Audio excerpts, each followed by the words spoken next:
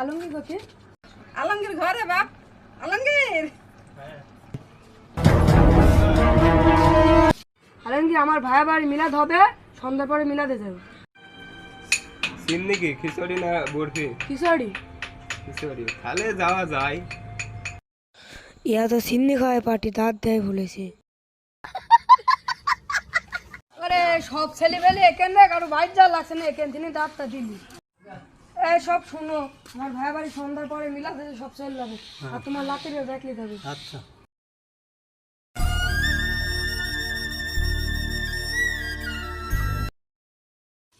মুরব্বী, হ্যাঁ মিলাদে কারো দাঁত দিনে নাকি? দাঁত দিচ্ছে সবাইকে, ছেলে মেয়ে আসে আর কিছু আইছে। সিন্নি দিবে না নাকি? হিন্দি দিবে, হিন্দি দেওয়া মানে হিন্দি না দিলে তো ছেলেবেলেরা আসার কথা গো। তো আসবে, তো ছেলে মেয়ে থেকে কয়েকটা আইছে আর কিছু লোক আসছে। একটু আসো, আসো আসো, তাড়াতাড়ি আসো। কি হইলো? এখানে মিলাদে আসো, আসো। এলো গো, মেলা দেখি লোকজন আসেনি নাকি? সেম কে এলাই ভাই?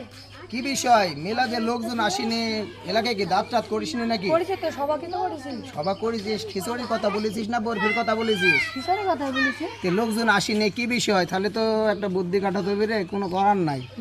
মেলাতে কিভাবে লোক আনতে হয় এটা আমি জানি, কারণ আমরা তো মানুষের বাড়িতে ওই টাইমে যাই, সেই কাজই ব্যবহার করতে হবে। চল হুজুরের কাছে যাই। চল।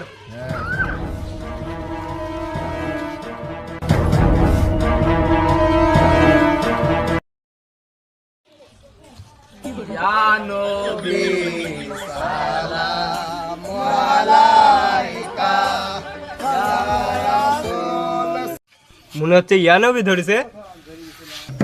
গাড়ি স্টার্ট কর। এই সব সো সো সো সো।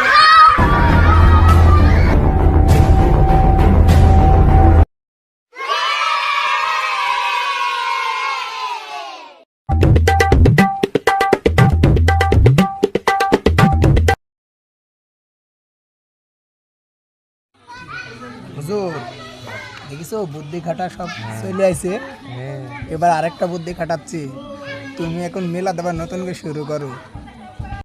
कैसे कैसे लोग रहते हैं यार यहाँ पे। আল্লাহুম্মা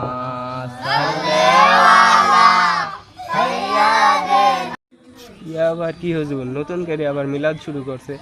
পিছ থেকে সবাই আস্তে আস্তে কাইটি পড়ে।